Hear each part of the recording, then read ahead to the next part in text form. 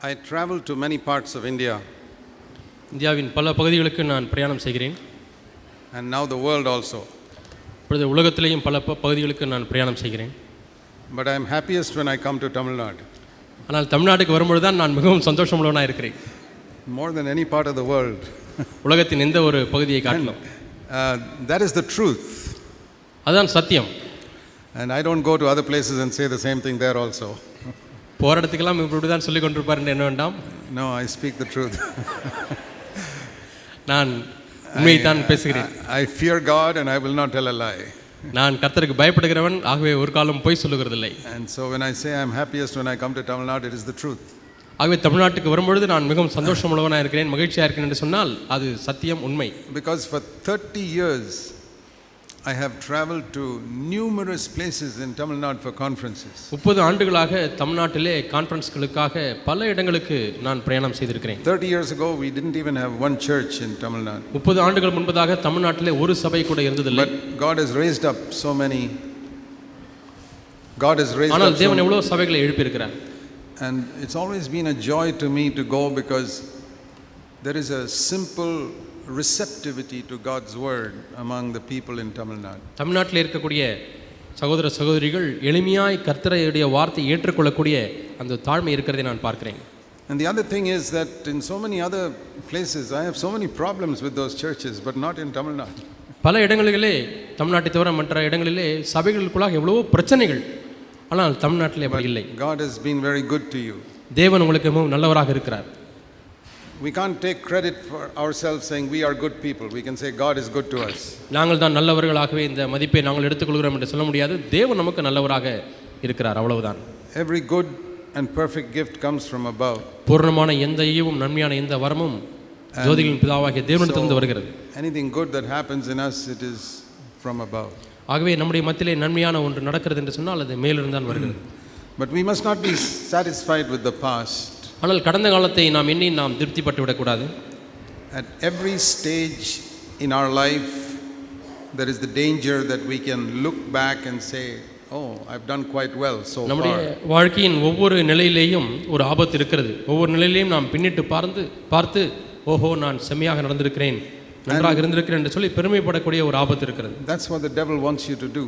இதைத்தான் நீங்கள் செய்யும்படியாக பிசாசு விரும்புகிறான். He wants you to look back and see how well it has gone in your life so far.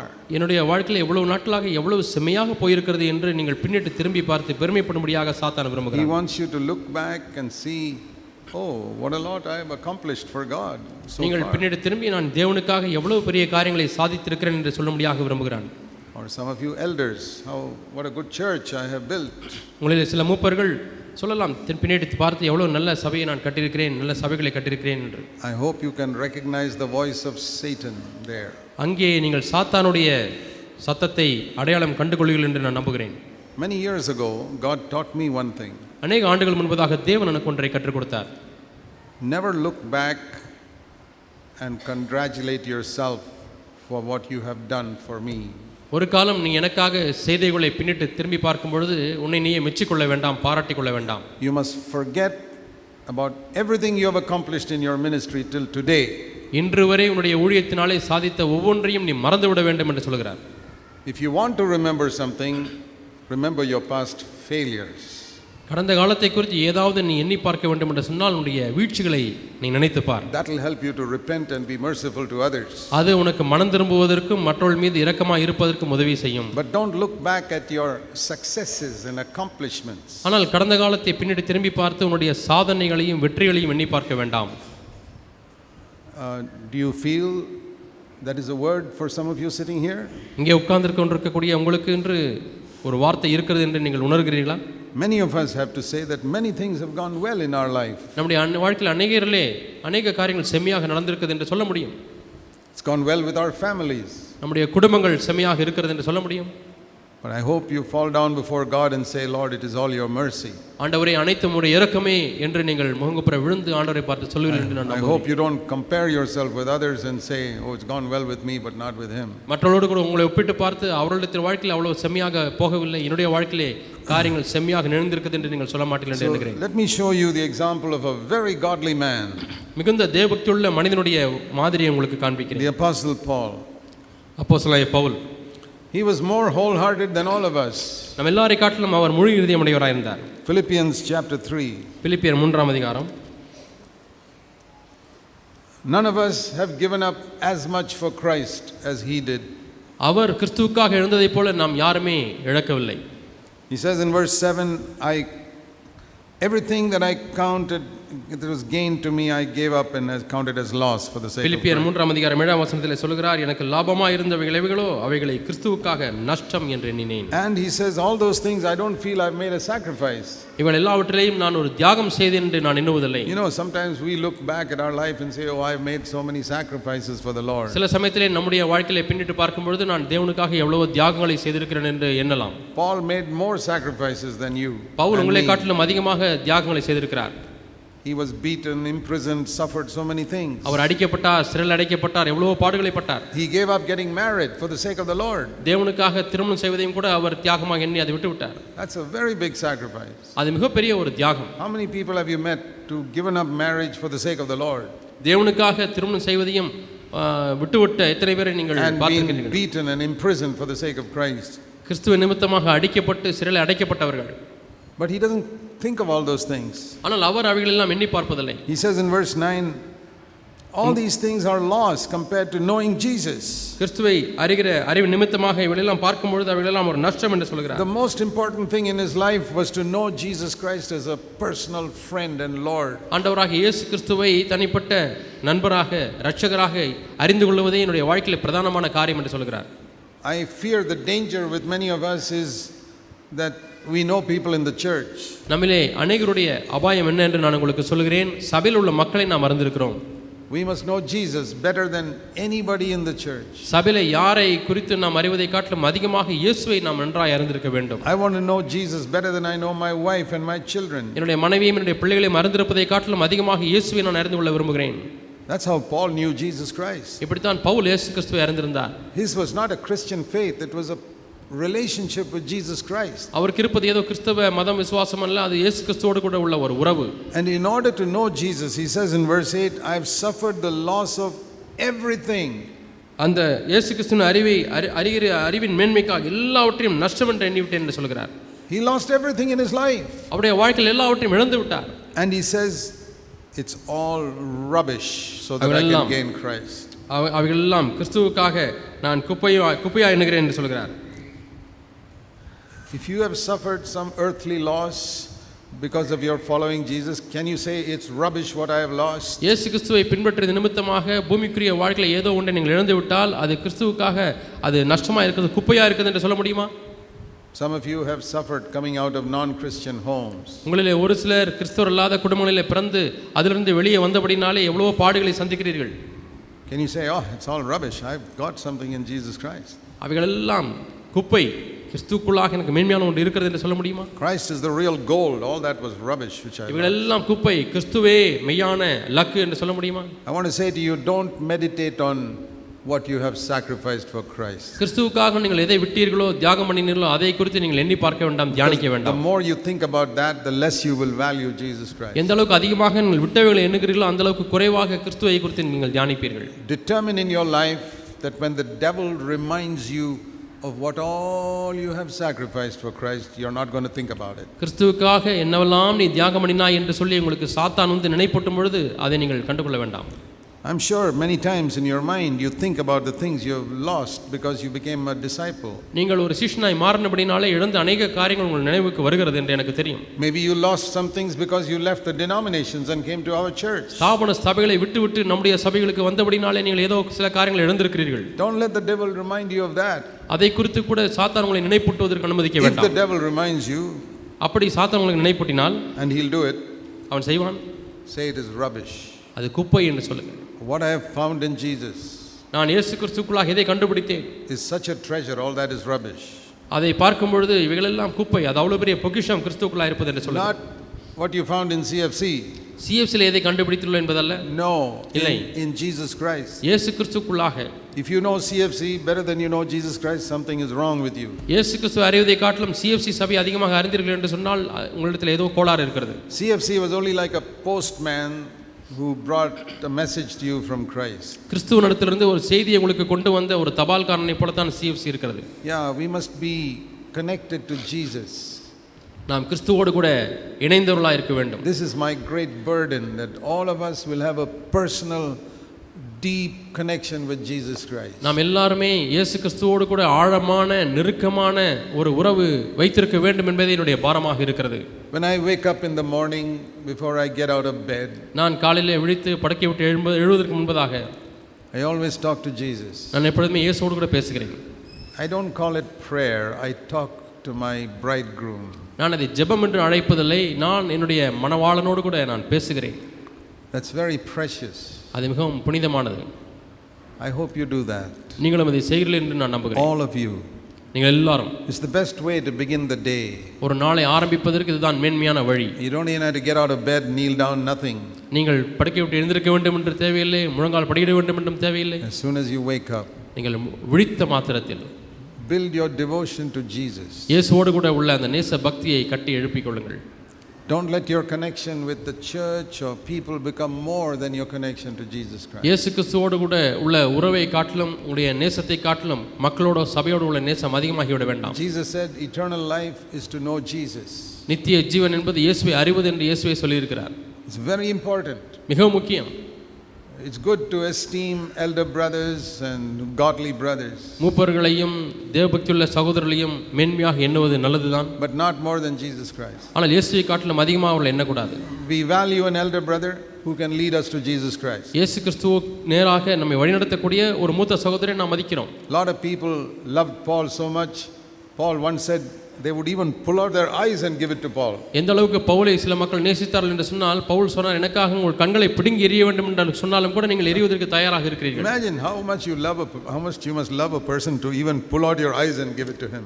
கண்களையே பிடுங்கி ஒரு நபருக்கு கொடுக்கக்கூடிய அளவுக்கு உங்களுக்கு நேசம் இருக்கும் என்று சொன்னால் அது எவ்வளவு பெரிய நேசம் என்று எண்ணி பாருங்கள். That is how much the Galatian Christians loved Paul. We read in Galatians 4. கலாத்தியர் 4ஆம் அதிகாரத்திலே நாம் வாசிக்கிறோம், இந்த அளவுக்கு அதிகமாக பவுலை கலாத்தியர் நேசித்தார்கள். But Paul said, I am concerned that you will be connected to Christ. ஆனால் பவுல் என்ன சொன்னார் தெரியுமா? நீங்கள் கிறிஸ்துவோடு கூட தொடர்புடையவர்களாய் மாற வேண்டும் என்பதுதான் என்னுடைய கர்சனை. And that is my burden also. அதுதான் என்னுடைய பாரமாக இருக்கிறது. We must not get so connected to the church that we lose our connection with Jesus. இயேசு கிறிஸ்துவோடு கூட இருக்கக்கூடிய தொடர்பை இழக்கக்கூடிய அளவுக்கு நாம் சபையோடு கூட தொடர்பு கொண்டிருக்க கூடாது. All our backsliding comes because we are more connected to the church than to Christ. கிறிஸ்துவை காட்டிலும் அதிகமாக சபையோடு கூட நாம் தொடர்பு கொண்டிருக்கிறபடினாலே தான் நம்முடைய பின்மாற்றமே ஆரம்பிக்கிறது. We value the church, we value godly brothers, but Christ must be supreme. நாம் சபையை மதிக்கிறோம், தேவபக்தியுள்ள சகோதரர்களை மதிக்கிறோம், ஆனால் நம்முடைய பிரதானமான மேன்மையான ஒரு உறவு தேவனோடு கூட தான் இருக்க வேண்டும். இயேசுவோடு கூட. In our traditional Indian culture, we are taught to respect our parents. நம்முடைய இந்திய பாரம்பரிய கலாச்சாரத்திலே நம்முடைய பெற்றோர்களை மதிக்கும்படியாக கற்றுக் கொடுக்கப்பட்டிருக்கிறோம். That's right. அது சரிதான். We value our brothers and sisters in our families. நம்முடைய குடும்பங்களிலே இருக்கக்கூடிய நம்முடைய சகோதரர்களையும் சகோதரிகளையும் அதிகமாக மதிக்கிறோம். We all love our children. நம்ம எல்லாரும் நம்முடைய பிள்ளைகளை நேசிக்கிறோம். That's good. அது நல்லதுதான். And 2000 years ago when Jesus lived in Israel, that culture was very similar to the village culture of India. 2000 ஆண்டுகள் முன்பதாக இயேசு கிறிஸ்து வாழ்ந்த கலாச்சாரம் இப்பொழுது இந்திய நாட்டில் உள்ள கிராமங்களில் இருக்கக்கூடிய கலாச்சாரத்தை போலவே இருந்தது. That's really true. அது உண்மையாலுமே மெய். If you want to know the culture in which Jesus lived, go to some village in India. It's the same culture. இயேசு எந்த கலாச்சாரத்திலே வாழ்ந்தார், எந்த பண்பாட்டிலே வாழ்ந்தார் என்று நீங்கள் கண்டுபிடிக்க வேண்டுமானால் நீங்கள் இந்தியாவில் உள்ளதான கிராமங்களுக்கு செல்லுங்கள். The girls are dressed modestly. அங்கே ஸ்திரீகள் மிகவும் நாணமாக தகுதியாக வஸ்திரம் அணிந்திருப்பார்கள். The type of culture you see in the cities, that is not the culture in which Jesus lived. பட்டணங்களிலே நீங்கள் பார்க்கக்கூடிய கலாச்சாரம் அது அல்ல இயேசு வாழ்ந்த கலாச்சாரம். But to such a culture, Jesus said this. ஆனால் அப்படிப்பட்ட கலாச்சாரத்திலே இயேசு சொல்லுகிறார், If you want to follow me, நீ என்னை பின்பற்ற வேண்டுமானால் you must love me more than you love your father. உன்னுடைய தகப்பனை நேசிப்பதை காட்டிலும் என்னை அதிகமாக நேசிக்க வேண்டும். You must love me more than you love your mother. உன்னுடைய தாயை நேசிப்பதை காட்டிலும் அதிகமாக என்னை நேசிக்க You வேண்டும். must love me more than you love your wife.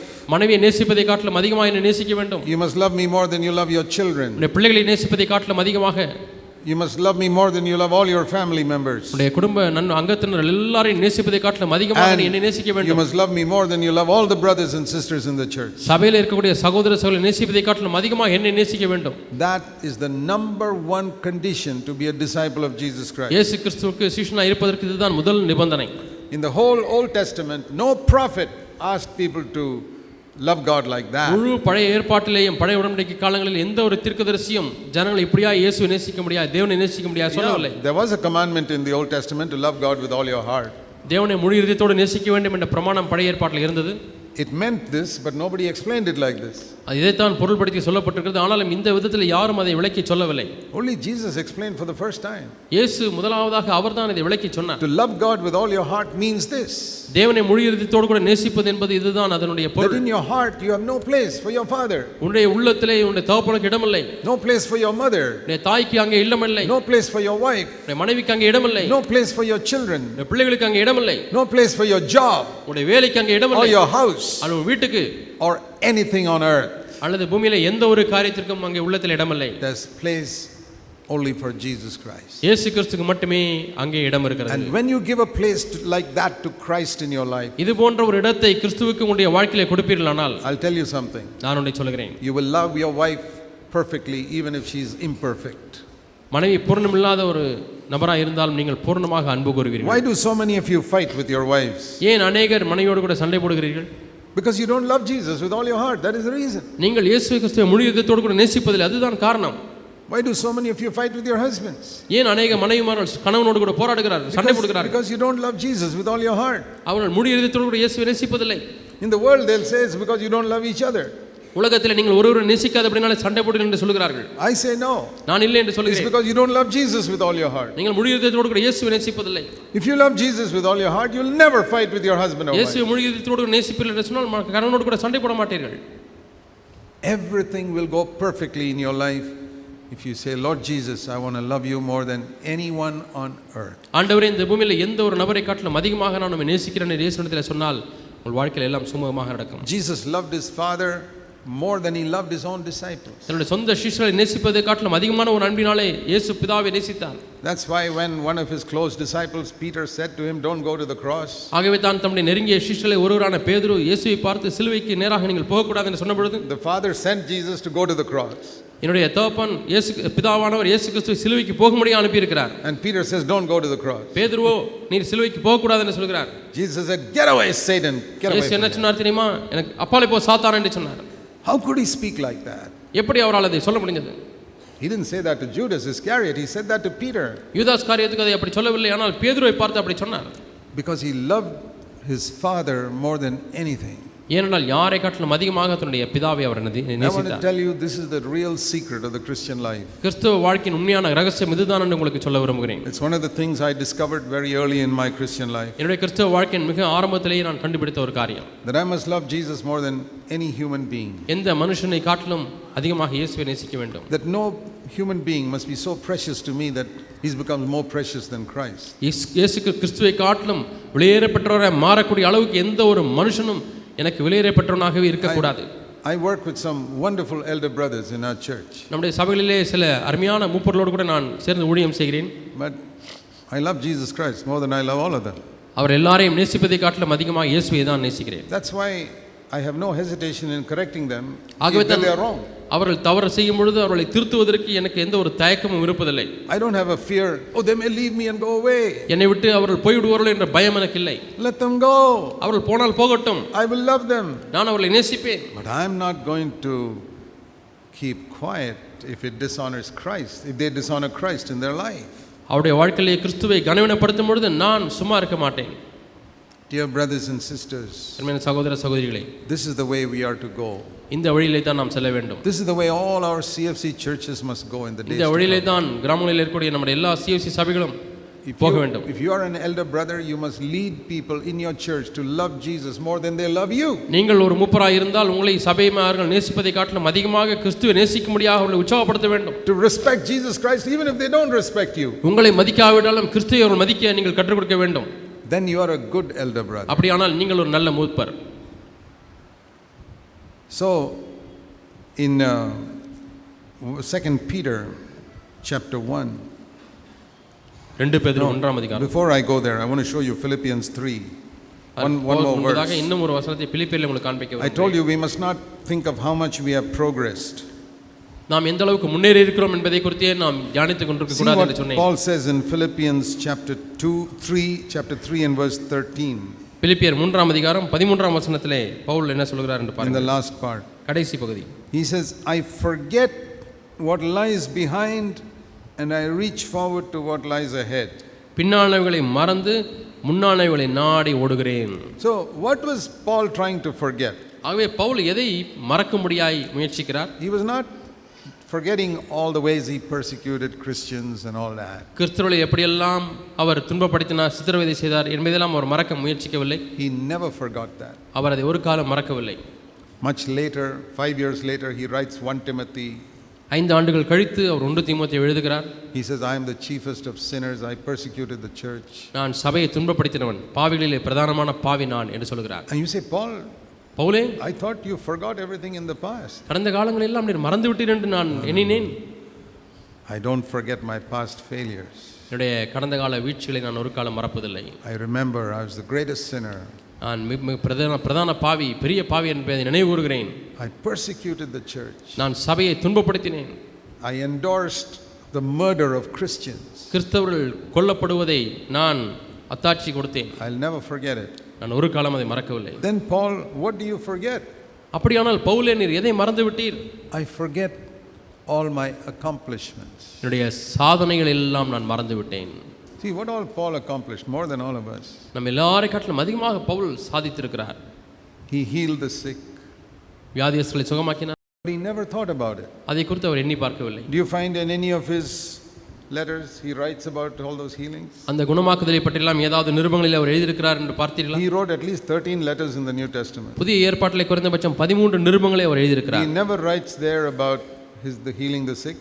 வியாதியஸ்தர்களை சுகமாக்கினேன் என்று எழுதுவதில்லை. He never writes about how many people he raised from the dead. மரித்தோர்ந்து எத்தனை பேர் நான் உயிரோடு எழுப்பினேன் என்று எழுதவில்லை. He never writes about how many churches he planted. எத்தனை சபைகளை நான் ஸ்தாபித்தேன் என்று அவர் எழுதவில்லை. He even never writes about how many demons he cast out. எத்தனை பிசாசுகளை விரட்டினேன் என்பதையும் அவர் எழுதவில்லை. Or how many churches he planted.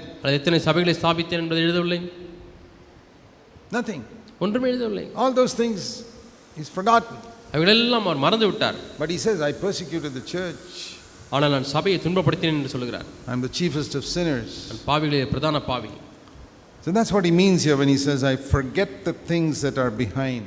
பின்னானவைகளை நான் மறந்து என்று சொல்லும்போது இப்படித்தான் அவர் சொல்கிறார். He doesn't think of how Christ-like I have become in 30 years. 30 ஆண்டுகளில் எந்த அளவுக்கு நான் கிறிஸ்துவை போல மாறிவிட்டேன் என்று அவர் சொல்லவில்லை. Sometimes you may think like that. சில சமயத்தில் நீங்கள் வேண்டுமானால் அப்படி எண்ணிக்கொள்ளலாம். How spiritual I have become. நான் எவ்வளவு ஆவிக்குரியவனாய் மாறிவிட்டேன். That's how the devil wants you to think. இப்படித்தான் நீங்கள் என்ன வேண்டும் என்று பிசாசு விரும்புகிறான். That's why you don't progress anymore. ஆகவே தான் இன்னுமாய் உங்கள் வாழ்க்கையில ஒரு முன்னேற்றம் இல்லை. Listen to this word அப்படியே இந்த வார்த்தையை of கவனியுங்கள். the apostle Paul. அப்போஸ்தலன் பவுலுடைய வார்த்தை. Forgetting the things that are behind பின்னானவைகளை மறந்து and pressing forward to the things that are in front. முன்னானவைகளை நாடி. Verse 14. 14ஆம் வசனம் சொல்கிறார். I press toward the goal for the upward call, prize of the upward call of God in Christ Jesus. கிறிஸ்து இயேசுவுக்குள் தேவன் அழைத்த பரம அழைப்பின் பந்தய பொருளுக்காக இலக்கை நோக்கி தொடருகிறேன் என்று சொல்கிறார். In verse 12, 12ஆம் வசனத்தில் he says, Christ laid hold of me. கிறிஸ்துவினால் நான் எதற்காக பிடிக்கப்பட்டேனோ? Christ laid hold of me கிறிஸ்து என்னை பிடித்துக் கொண்டார். on the road to Damascus. தமஸ்குவின் சாலையிலே போய் கொண்டிருக்கும் பொழுது கிறிஸ்து என்னை பிடித்துக் கொண்டார். He laid hold of me with a purpose. அவர் என்னை ஒரு நோக்கத்தோடு கூட பிடித்தார். And I want to lay hold of that purpose. நான் அந்த நோக்கத்தை பிடித்துக் கொள்ள விரும்புகிறேன். That's what it says in verse 12. இதைத்தான் 12ஆம் வசனத்தில் சொல்கிறார். I want to lay hold of the purpose with which Christ laid hold of me. கிறிஸ்து இயேசுவினால் நான் எதற்காக பிடிக்கப்பட்டேனோ அந்த நோக்கத்தை நான் பிடித்துக் கொள்ள முடியாய் ஆசையாய் தொடர்கிறேன். That was his goal. அதுதான் அவருடைய luck. There was a time in your life when Jesus Christ laid hold of you. உங்களுடைய வாழ்க்கையிலே ஒரு காலகட்டம் இருந்திருக்கிறது. அந்த காலகட்டத்தில் இயேசு உங்களை பிடித்தார். You may think you laid hold of Jesus. Jesus laid hold of you. நான் தான் இயேசுவை பிடித்தேன் என்று ஒருவேளை நீங்கள் சொல்லலாம். இல்லை, இயேசு தான் உங்களை பற்றி பிடித்தார். Don't think you chose Christ. Jesus says, you did not choose me, I chose you.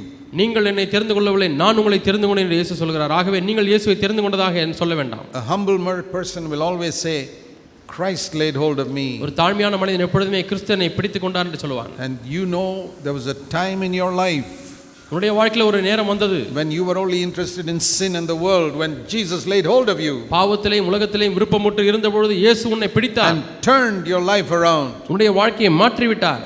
Why did he do that? ஏன் அதை செய்தார்? That was that you might lay hold of his purpose. அவருடைய நோக்கத்தை நீ பிடித்துக் கொள்ளும்படியாக அவர் அப்படி செய்தார். And that purpose was not just to join some CFC church. அந்த நோக்கம் ஏதோ நீ ஒரு CFC சபையை சேர்ந்து கொள்ள வேண்டும் என்பதல்ல. That was only a small part of it. அந்த நோக்கத்திலே ஒரு சிறு பகுதி அந்த சபையிலே சேர்ந்து கொள்ள வேண்டும். God brought you to a CFC church so that you could lay hold of his purpose. நீ அவருடைய நோக்கத்தை பிடித்துக் கொள்ளும்படியாக தான் உன்னை CFC சபைக்கு கொண்டு வந்தார். So I'm not interested to know whether you joined a CFC church. I want to know whether you laid hold of his purpose. ஆகவே நீ CFC சபையில் இணைந்திருக்கிறாயா இல்லையா என்பதை அறிந்து கொள்ள எனக்கு விருப்பமில்லை. ஆனால் இயேசுவினுடைய நோக்கத்தை நீ பற்றிக் கொண்டாயா என்பதை அறிந்து கொள்ள விரும்புகிறேன். If you want to lay hold of that purpose, அந்த நோக்கத்தை நீ பிடித்துக் கொள்ள வேண்டுமானால் let me give you one advice. ஒரு ஆலோசனை உங்களுக்கு சொல்கிறேன். Don't think of how much you have progressed. எந்த அளவு முன்னேறி இருக்கிறேன் என்று நீங்கள் எண்ணி பார்க்க வேண்டாம்.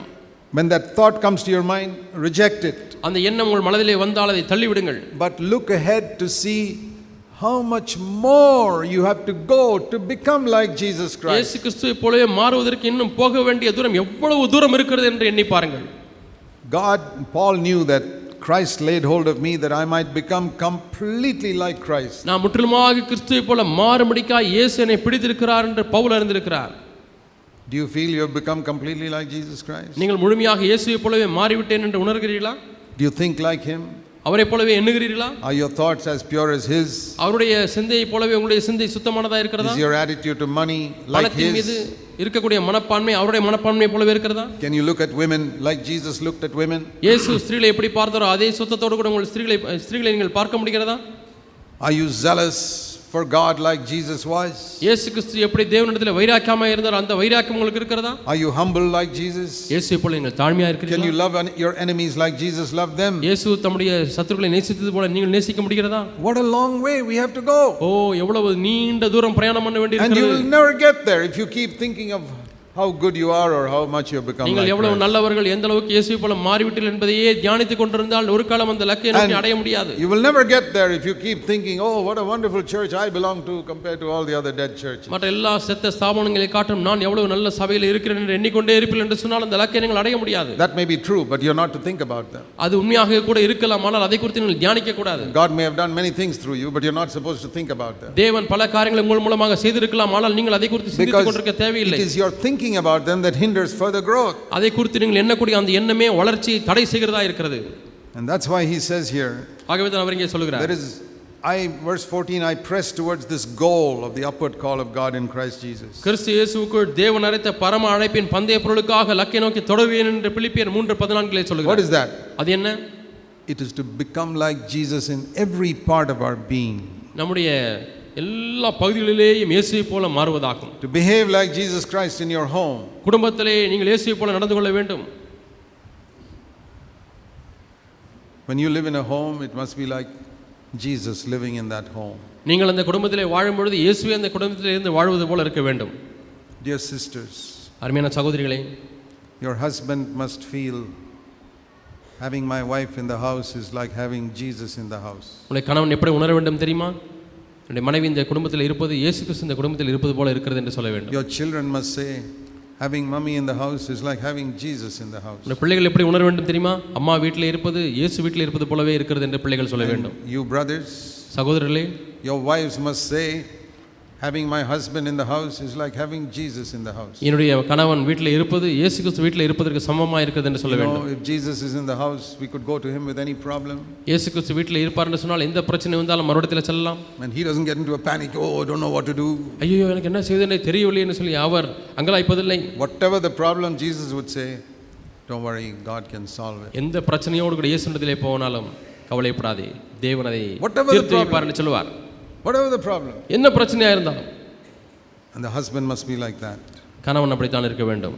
Psalm 46 it says, even if the mountains fall into the sea, we will not fear. மலைகள் நிலை உயர்ந்து சமுத்திரத்தில் விழுந்தாலும் நாம் பயப்படுவோம் என்று சங்கீதம் 42 We வாசிக்கிறோம். will be silent and trust God. நாங்கள் அமைதியாக இருந்து அமர்ந்திருந்து கர்த்தரில் நம்பிக்கையாக இருப்போம்.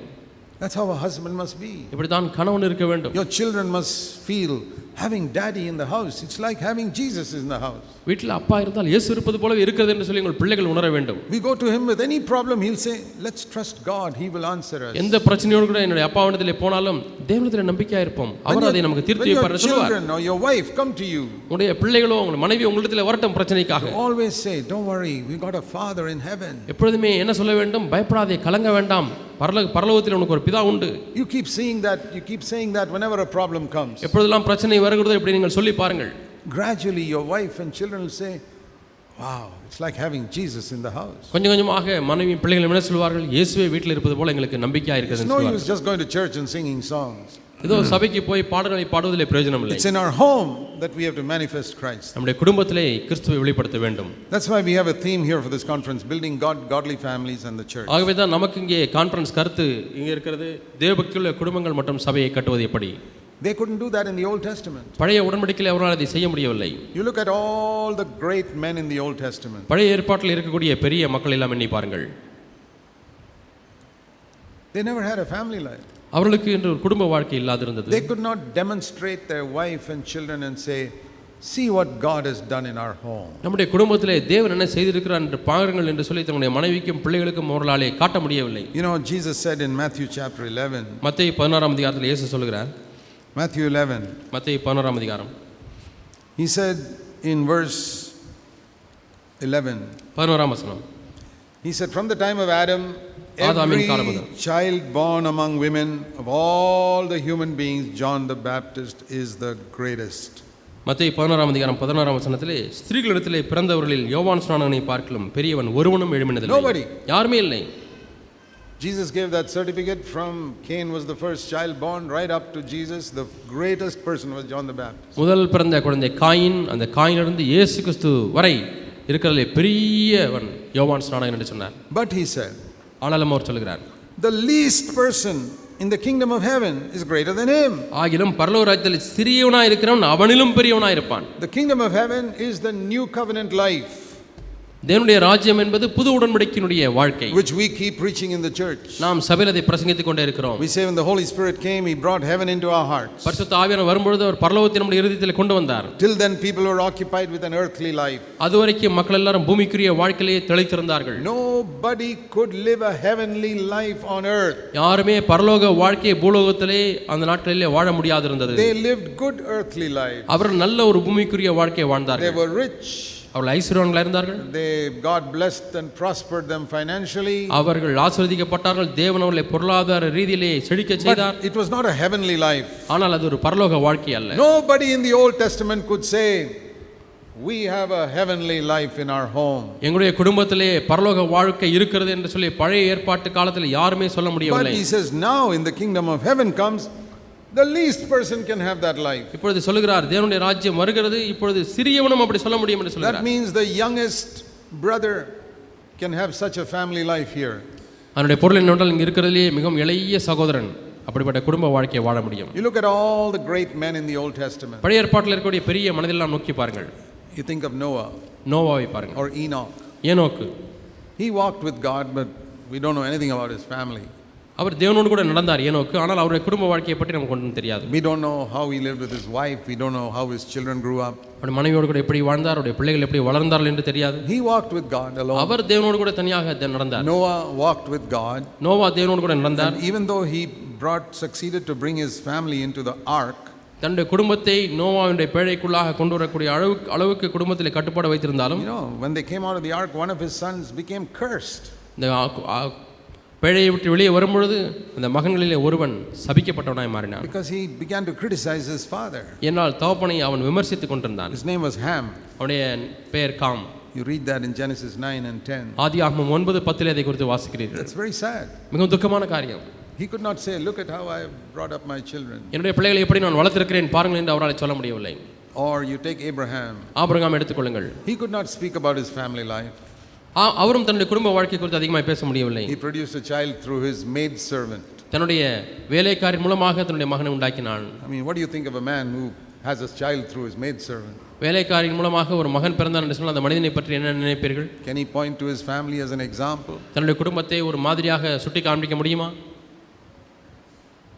And his two sons, Ishmael and Isaac, fought with each other just like Cain and Abel.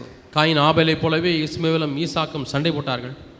There's no example there. அங்கே ஒரு மாதிரி இல்லை. Or Samuel. அல்லது Samuel. His two children grew up and they took bribes and were corrupting themselves. அந்த இரண்டு பிள்ளைகள், சாமுவேலுடைய பிள்ளைகள் வளர்ந்து அவர்கள் லஞ்சம் வாங்கி அவர்கள் கெட்டுப்போனவர்களாய் தீமையானவர்களாய் மாறினார்கள். No family life. நல்ல குடும்ப வாழ்க்கை இல்லை. David, தாவீது, he had 7 wives. தாவீதுக்கு 7 மனைவிமார்கள் இருந்தார்கள். Each child was through a different wife. ஒவ்வொரு மகனும் ஒவ்வொரு மனைவி மூலமாய் பிறந்தவர்கள். Do you know that about David? தாவீதை குறித்து உங்களுக்கு தெரியுமா? It says in 1 Chronicles chapter 3. 1 நாளாகமம் 3ஆம் அதிகாரத்திலே வாசிக்கிறோம். 1 Chronicles 3. 1 நாளாகமம் 3ஆம் அதிகாரம். Verse 1. 1 நாளாகமம் 3ஆம் அதிகாரம் 1ஆம் வசனம். These are the sons of David. இவர்கள் தான் தாவீதின் புத்திரர்கள். First one was Ammon, born through one wife. அகினோவாமிடத்திலே பிறந்த அம்னோன் ஒரு மனைவியிடத்திலே பிறந்தவன். Second was Daniel, who was born to Abigail. தானியேல் அபிகாயிலிடத்திலே பிறந்தவன். The third, Absalom, was born to another woman. Absalom இன்னொரு ஸ்திரீயின் மூலமாக பிறந்தவன். And the fourth, Adonijah, was born to Haggith. 4ஆம் குமாரன் அதோனியா ஆகித்தின் மூலமாய் பிறந்தவள். The fifth, பிறந்தவன் to another woman. அபித்தாள். 5வது இன்னொரு மனைவியின் மூலமாய். The sixth, to another woman. 6ஆம் குமாரன் இன்னொரு மனைவியின் மூலமாய். Have you heard of any man like that who's got 6 children through 6 women? இதுபோல யாராவது ஆளை கேள்விப்பட்டிருக்கிறீர்களா? 6 பிள்ளைகள் இருக்கிறால் ஒவ்வொரு பிள்ளைக்கும் ஒவ்வொரு தாய். And he was still not satisfied. ஆனாலும் திருப்தி இல்லை. Then he married Bathsheba and got some more through her. பத்சிபாளை திருமணம் செய்து கொண்டு இப்பொழுது அவர்கள் மூலமாய் ஒரு குமாரனை பெற்றான். Sometimes we say, oh, David, man after God's own heart. சில சமயத்தில் நம்ம என்ன சொல்கிறோம்? தாவீது கர்த்தருடைய இருதயத்திற்கு ஏற்ற ஒரு மனிதன் என்று He சொல்கிறோம். wrote so many psalms. இவ்வளோ சங்கீதங்கள் எழுதியிருக்கிறார். So he was a great preacher. பெரிய பிரசங்கியார். But look at his wives. அவனுடைய மனைவிகளை பாருங்கள். He had no family life. நல்ல குடும்ப வாழ்க்கை அவருக்கு இல்லை. People like Elijah and Elisha, mostly they were single, they had no family. எலியா எலிசா போன்றவர்கள் எடுத்துக்கொண்டால் அவர்கள் எல்லாம் பிரம்மச்சாரிகளாக இருந்தார்கள். ஆக அவர்கள் குடும்பங்கள் இல்லை. So either you had to be a brahmachari or have a messed up family life. இருந்தாலும் ஒன்று பிரம்மச்சாரியாக இருக்க வேண்டும், இல்லாவிட்டால் குழப்பமான குடும்பத்தை கொண்டிருக்க வேண்டும். அதுதான் 2 காரியங்கள் பழைய ஏற்பாட்டிலே. That's why John the Baptist decided best to be a brahmachari, don't get married. ஆக யோவான் ஸ்நானகன் ஒன்றுமே செய்ய வேண்டாம், பிரம்மச்சரியாக இருந்து விடலாம் என்று சொல்லி தனியாக இருந்து விட்டார். But Jesus said, ஆனால் இயேசு சொன்னார், when the kingdom of heaven comes, it's going to be different. தேவனுடைய ராஜ்யம் வரும்பொழுது காரியங்கள் வித்தியாசமாக இருக்க போகிறது. We are going to have godly families. தேவ பக்தியுள்ள குடும்பங்கள் நமக்கு இருக்க போகிறது. See the last book of the Old Testament. பழைய ஏற்பாட்டின் கடைசி புத்தகத்தை பாருங்கள். In Malachi chapter 2. மல்கியா 2ஆம் அதிகாரம். One of the last things that God said to Israel through the prophet Malachi. மல்கியாவின் மூலமாக தீர்க்கதரிசியின் மூலமாக தேவன் சொன்ன கடைசி There காரியம். were many things he criticized in Israel. இஸ்ரவேலில் பல காரியங்களை குறை கூறினார். He says, you people love your money so much, you give me all the worthless offerings. நீங்கள் பணத்தை எந்த அளவு நேசிக்கிறீர்கள் என்று சொன்னால் எனக்கு கொடுக்கக்கூடிய காணிக்கை எல்லாம் தகுதியில்லாததாய் கொடுக்கிறீர்கள். That is number 1 complaint in chapter 1. 1ஆம் அதிகாரத்திலே அவர் சொன்னதான முதலாவது புகார். And then all your leaders have all gone astray. இரண்டாவது உங்களுடைய தலைவர்கள் எல்லாரும் வழி விலகி போய்விட்டார்கள். And then he says another thing. இன்னொரு காரியத்தை சொல்கிறார். Verse 13. 13ஆம் வசனம். This is another thing that you do. நீங்கள் செய்யக்கூடிய இன்னொரு காரியம் இதுதான். You keep on praying and weeping in front of the altar, but God doesn't listen to you. நீங்கள் பலிபீடத்துக்கு முன்பாக நீங்கள் கண்ணீர் விடுகிறீர்கள், அழுகிறீர்கள், ஜெபிக்கிறீர்கள், ஆனால் தேவன் அதை கவனியார். Why doesn't God listen to you? ஏன் தேவன் அதை செவி கொடுப்பதில்லை? Because verse 14, you have been unfaithful to the wife you married when you were young. இள வயதிலே நீ திருமணம் செய்த உன்னுடைய மனைவிக்கு நீ உண்மையாக இல்லை. Why did God make that wife, verse 15, one with you? உன்னோடு கூட ஒன்றாக இருக்கும்படியாக தேவன் ஏன் உண்டாக்கினார் அந்த மனைவி? Because verse 15, he wanted godly children. தேவ பக்தியுள்ள பிள்ளைகள் பெறும்படிதானே என்று சொல்கிறார். And you have not produced godly children. நீங்கள் தேவ பக்தியுள்ள பிள்ளைகளை பெறவில்லை. You've been unfaithful to your wife. மனைவிக்கு உண்மையற்றவர்களாக இருந்திருக்கிறீர்கள். And there are many ways you can be unfaithful to your wife. மனைவிக்கு பல விதங்களிலே நீங்கள் உண்மையில்லாதவர்களாக இருக்க முடியும். You don't have to divorce her and send her away. நீங்கள் விவாகரத்து செய்து துரத்தி விடாமல் இருக்கலாம். You can just sit in your office and lust after some woman sitting there. நீங்கள் அலுவலகத்தில் உட்கார்ந்து கொண்டு அங்கே உட்கார்ந்து கொண்டிருக்கக்கூடிய ஒரு ஸ்திரியை நீங்கள் இச்சித்துக் கொண்டிருக்கலாம். Or sit in front of a computer and see some filthy naked woman's there. அல்லது நீங்கள் கணினியின் முன்பாக உட்கார்ந்து கொண்டு ஆபாசமான உடை அணிந்திருக்க அல்லது நிர்வாணமான ஸ்திரீகளை பார்த்து கொண்டிருக்கலாம். Sit in a bus or a train and lust after women. ஒரு பஸ்லயோ ட்ரெயின்லயோ போகும்போது உட்கார்ந்து கொண்டு ஒரு ஸ்திரீ இச்சித்துக் கொண்டிருக்கலாம். And that you are unfaithful to your wife. நீங்கள் இப்படித்தான் மனைவிக்கு உண்மையில்லாதவர்களாக And இருக்கிறீர்கள். the Lord says, that is why I don't listen to your prayer. ஆகவே என்னுடைய ஜெபத்துக்கு நான் செவி கொடுப்பதில்லை என்று You are நான் wondering, சொல்கிறேன். oh God, why are you not listening to your prayer? ஆண்டவரே என்னுடைய ஜெபத்துக்கு ஏன் செவி கொடுப்பதில்லை என்று சொல்லி நீங்கள் கதறுகிறீர்கள். And the Lord says, Malachi 2:14, you are unfaithful to your wife. 14 வசனத்திலே வாசித்தது போல நீங்கள் மனைவிக்கு உண்மையில்லாதவர்களாக இருக்கிறீர்கள். Verse 15, you have not brought up your children in a godly way. 15 வசனம், நீங்கள் உங்களுடைய பிள்ளைகளை தேவபக்தியிலே வளர்க்கவில்லை. And he says, now take heed to your spirit, verse 15, that you don't deal treacherously with the wife you married when you were young. நீங்கள் இளவயதிலே திருமணமான அந்த உங்கள் மனைவிக்கு துரோகம் பண்ணாதபடிக்கு உங்களுடைய ஆவியை குறித்து எச்சரிக்கையாயிருங்கள் என்று சொல்லி 15 வசனத்திலே கடைசியிலே வாசிக்கிறோம். And that is why he closed the entire ministry to Israel with Malachi. ஆகவே தான் இஸ்ரவேலுக்கு இருந்த முழு ஊழியத்தையும் மல்கியா புத்தகத்தோடு கூட ஆண்டவர் நிறுத்திவிட்டார். I finished with your nation. இந்த தேசத்தோடு கூட நான் இருந்தது போதும் என்று சொல்லிவிட்டார். And for more than 350 years he never spoke to Israel. 350 ஆண்டுகளுக்கும் அதிகமாக இஸ்ரவேல் தேசத்தோடு ஆண்டவர் பேசவே இல்லை. Finally கடைசியாக he sent John the Baptist. யோவான் ஸ்நானகனை அனுப்புகிறார். And that's what he said in chapter 3 verse 1, I'm going to send John the Baptist. அதைத்தான் நாம் 3ஆம் அதிகாரம் 1ஆம் வசனத்திலே வாசிக்கிறோம், நான் யோவான் ஸ்நானகனை அனுப்ப போகிறேன் என்று சொல்கிறார். But they never knew that will come after another 350 years. ஆனால் அந்த நபர் 350 ஆண்டுகள் கழித்து தான் வருவார் என்று அவர்கள் அறியாதிருந்தார்கள். And when John the Baptist came, யோவான் ஸ்நானகன் வந்த பொழுது he was a forerunner for Jesus. அவர் இயேசுவுக்கு முன்னோடியாக இருந்தார். And Jesus said the Old Testament is finished with John the Baptist. பழைய உடன்படிக்கையானது யோவான் ஸ்நானகனோடு முடிந்து விட்டது என்று இயேசு சொன்னார். Turn to Matthew 11. மத்தேயு 11ஆம் அதிகாரம் And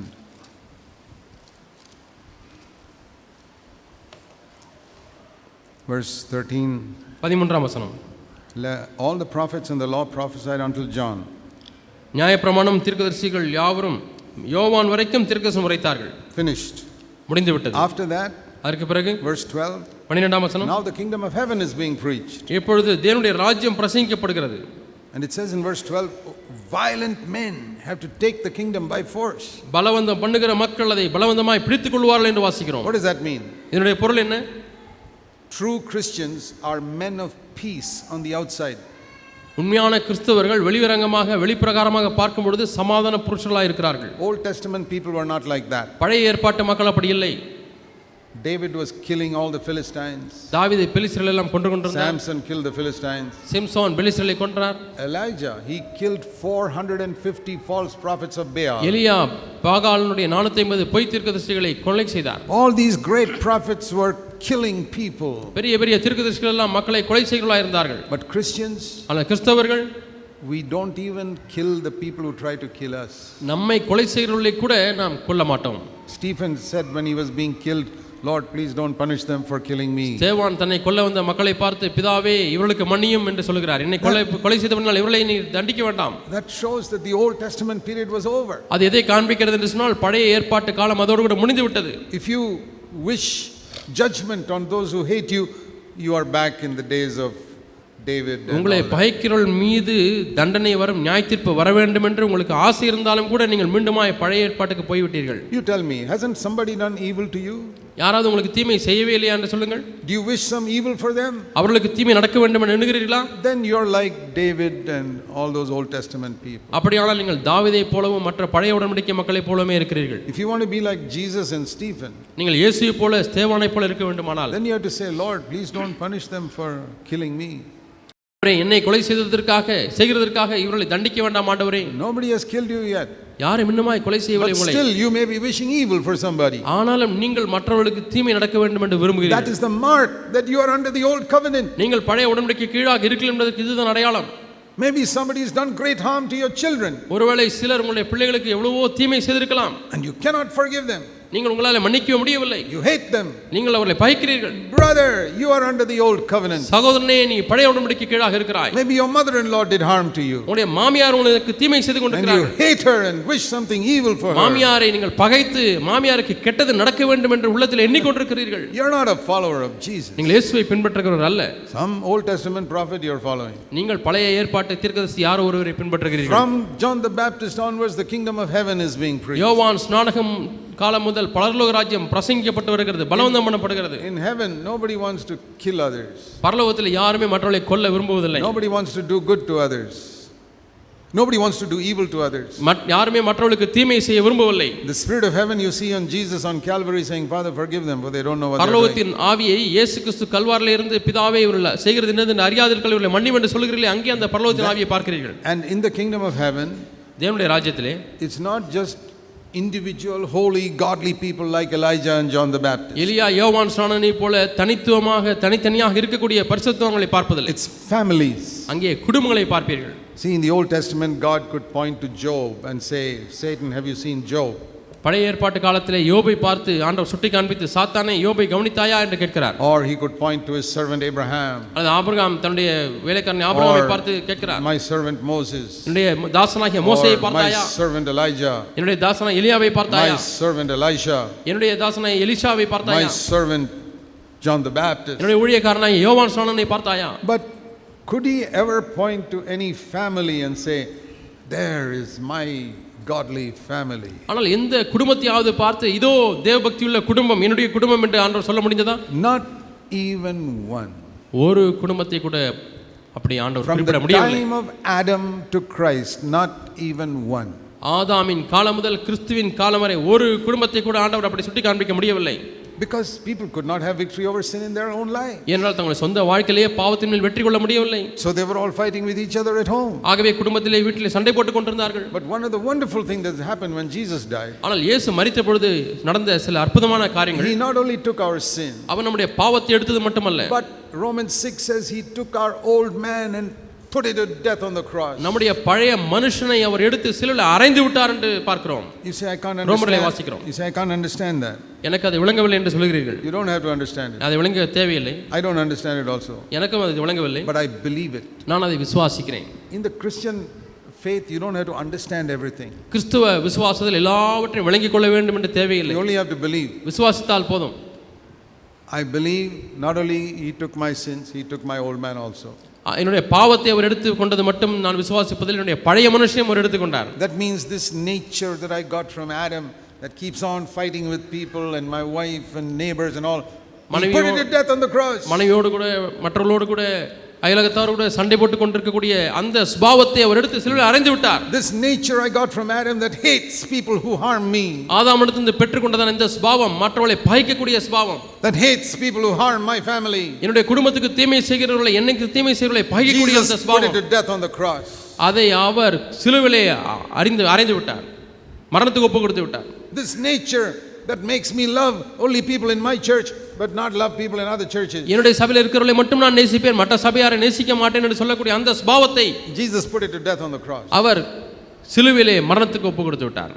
I may not agree with everybody, but I can love everybody. எல்லாரோடையும் நான் ஒத்துக்கொள்ள முடியாது, ஆனால் எல்லாரையும் நான் நேசிக்கலாம். I can't work with everyone, but I can love everyone. எல்லாரும் கூட சேர்ந்து நான் ஊழியம் செய்ய முடியாது, ஆனால் எல்லாரையும் நேசிக்க முடியும். Even Jesus could not work with everyone. இயேசுவும் கூட எல்லாரும் கூட சேர்ந்து ஊழியம் Most of செய்ய the people முடியவில்லை. in Israel he could not work with.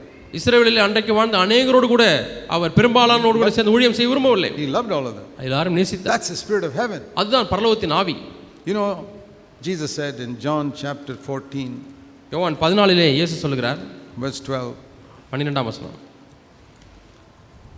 verse, he who believes in me, the works I will do and greater works than these will he do.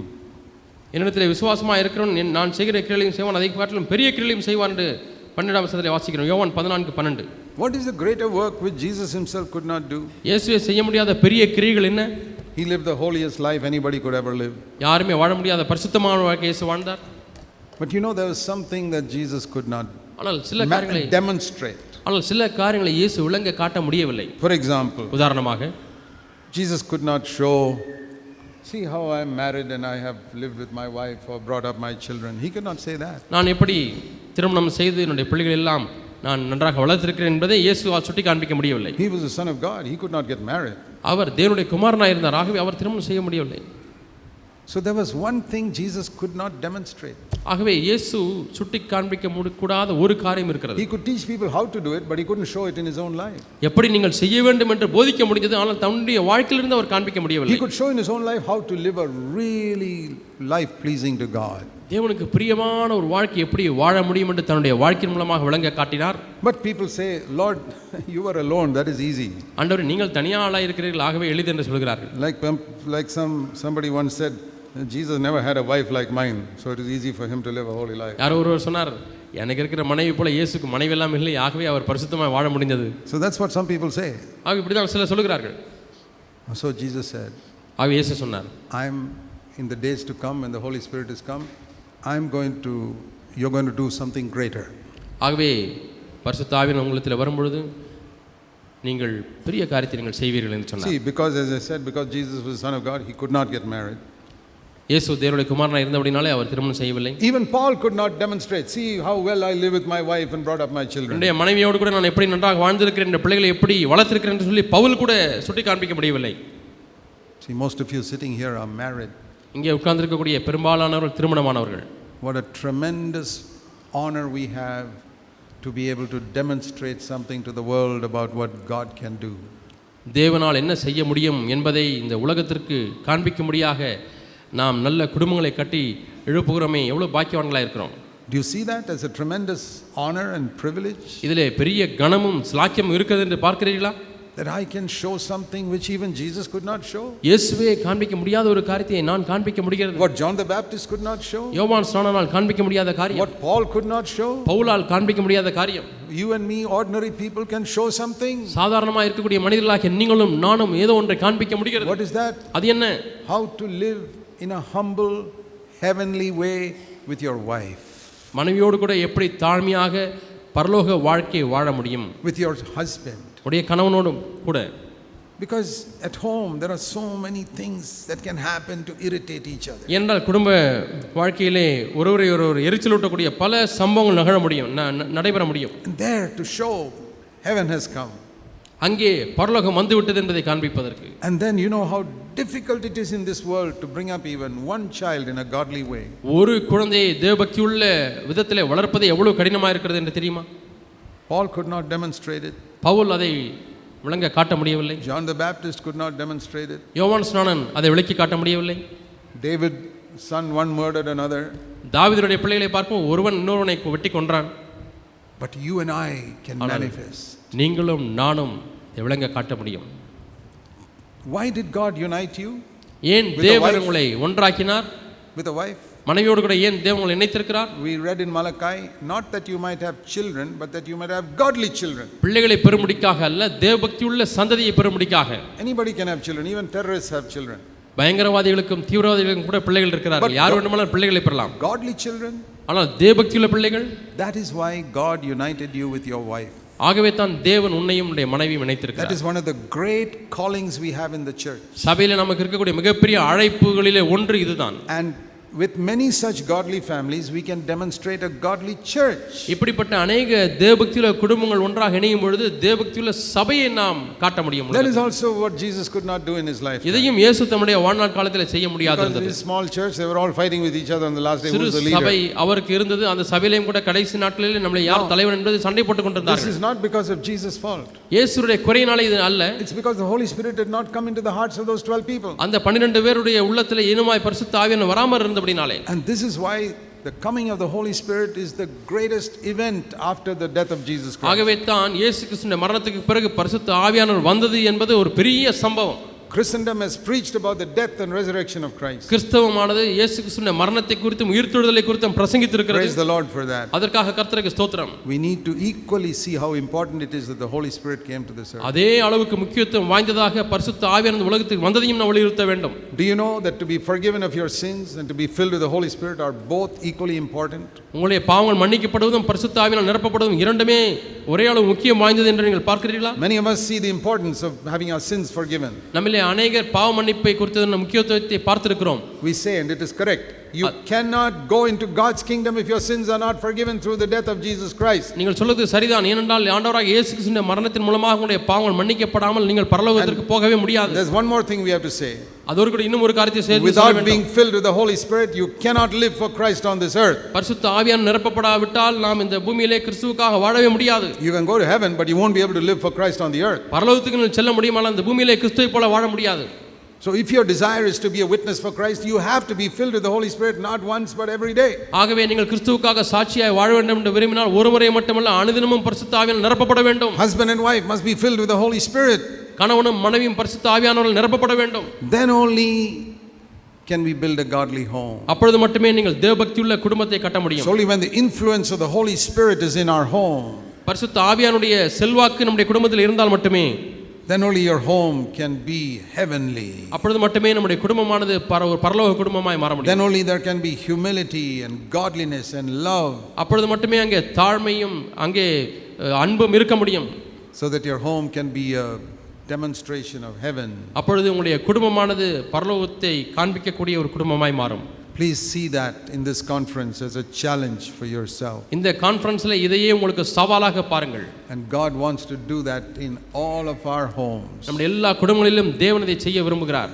God, in the Old Testament, as I said, God could point out certain people to Satan. நான் சொன்னது போல பழைய ஏற்பாட்டு காலத்திலே சாத்தானுக்கு ஆண்டவர் ஒரு சில ஆட்களை பார்த்து சுட்டி காண்பிக்க முடிந்தது. See Enoch. ஏனோக்கை பார்த்தாயா? See Noah. நோவாவை பார். See Job. யோபுவை பார். Satan, see Abraham. சாத்தானை ஆபிரகாமை பார். Don't look at his family life. அவன் குடும்ப வாழ்க்கையை பார்க்க But வேண்டாம். see him. அவனை பார். See Elijah. எலியாவை பார். Don't look at him when he's discouraged over there. அங்கே சோர்ந்து போய் இருக்கும் பொழுது அவன் அங்கே பார்க்க வேண்டாம். See so many things in his life. Elijah, Elisha. எலியா, எலிசா இவர்களுடைய வாழ்க்கையில சில சம்பவங்களை பாருங்கள். See how Elisha rejects the money of Naaman. நாகமான் கொண்டு வந்த பணத்தை வேண்டாம் என்று எப்படி எலிசா தள்ளுகிறான் என்று பாருங்கள். But where, or John the Baptist, Satan, look at him. அல்லது யோவான் ஸ்நானனை பார் சாத்தானை. Or Job. அல்லது யோபுவை பார். But where could Jesus, from heaven, God point out to Satan and say, see that family there? அங்கே உள்ள குடும்பத்தை பார்த்தாய் என்று சொல்லி எப்பொழுது பழைய ஏற்பாட்டு காலத்திலே see that man's family? இந்த மனிதனுடைய குடும்பத்தை பார். Not even one. ஒரு குடும்பத்தை கூட ஆண்டவர் சுட்டி காண்பிக்க முடியவில்லை.